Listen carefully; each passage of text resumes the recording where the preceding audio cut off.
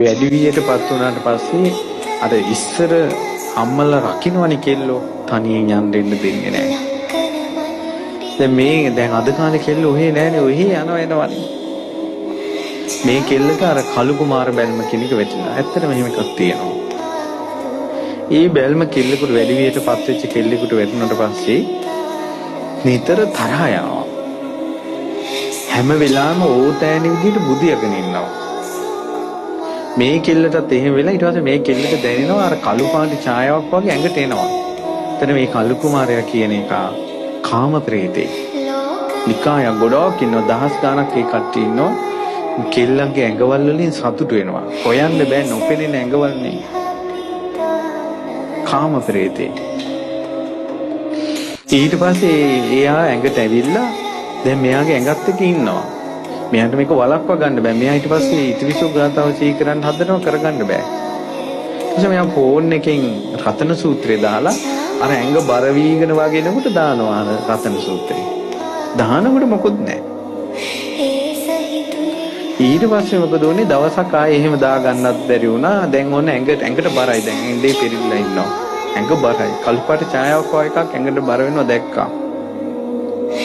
මේ කෙල්ල ඒ වෙලාවේ හිතෙන් අවංකවම හිතලා ඒ තමයි අපේ බෝධිසත්වයෝ කලින් ජාතක කතාවක් තියෙන උදේ ජාතකය කියලා.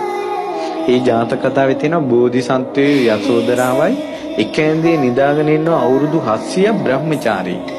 රාග හිතෙන් ඇඟවත් අල්ලන්නේ.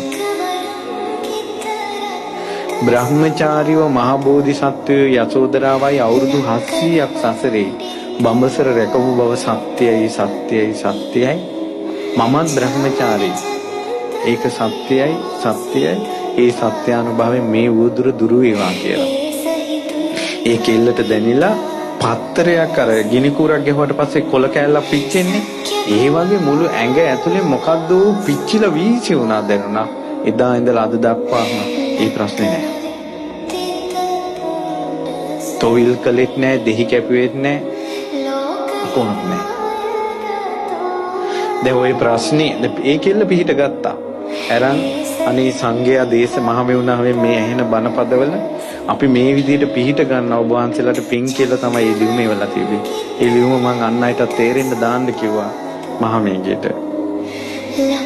ඇයි සමහර ගෙවල් වල කෙල්ලෝ ඔහේ ඉන්නවනේ ඉස්සර කෙල්ලෙක් වැඩි වියටපත් වුණාට පස්සේ තනියෙන් යවන්නේ නැහැ නොනගතේ යවන්නේ නැහැ අඳුර වැටෙනකොට යවන්නේ ගෙයින් ගේකට යවුවත් කොණ්ඩේ ඇණයක් හරි ගහලා යකඩ කෑල්ලක් තියලා යවන්නේ කියනවා මාස ගාණක් මේ පරිස්සම් වෙනින් කියලා. දැන් අද කාලේ කෙල්ලෝ කියනවා මේ මොන පරිස්සමක්ද ඔය ඉස්සර සමයන් කියලා. දැන් අද කාලේ දරුවෝ නැති ප්‍රශ්නේ බලන්න 60%ක් 70%කට දරුවෝ නැති ප්‍රශ්නේ ඔක්කොම වඳ බෙහෙත් කතාව නෙවෙයි.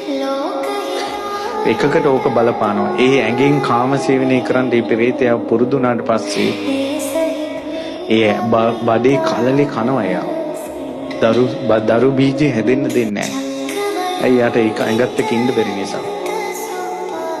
මම දවසක් ළඟදීම මේ කතාවම ධර්ම දේශනාවට කිව්වා. මම දන්නවා මේ ප්‍රශ්න තියෙනවා කියලා.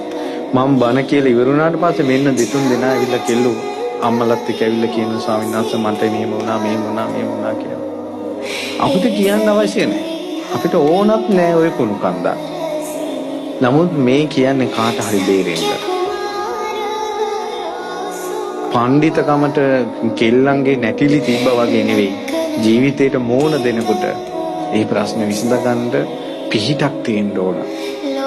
දැන් මේ වගේ කෙනෙක් නම් මේ වගේ බෝධින් වහන්සේ නමක් ළඟ කිරිහාර පූජා කරලා පහන් දැල්වලා හොඳට රතන සූත්‍රයේ අඟුලිමාල පිරිත කියලා පිරිත් පැන් බීලා පිරිත් නූලක් දාගෙන හැමදාම මේ බෝධියට පහන තියලා ආරක්ෂාව ගත්ත ගමන් ওই දෝෂ ඇඟට එන්නේ නැහැ. මම මේ කතා කියන්නේ මේ බෝධින් වහන්සේගෙන් පිහිට ගන්න කියලා. ලෙඩක් දුකක් වුණාම ඇවිල්ලා පූජාවක් තියලා පිහිට ගන්න. නිකම් පිහිටක් පිළිසරණක් නැති අසරණ මිනිසු විදියට ජීවත් වෙන්න එපා. අපිට පිහිටක් තියෙනවා. ඒ පිණිසනේ මේ බෝධින් වහන්සේලා වැඩ ඉන්නේ. නැත්නම් කොමටද ඉරිදීන් මේ බෝධින් වහන්සේලා පැන නැංගේ? බුදුරජාණන් වහන්සේගේ ශ්‍රාවක දරුවන්ට පින් පුරවා ගන්නත් ඒ ශ්‍රාවක දරුවන්ට වෙන කරදරවලදී පිහිට වෙන්නත්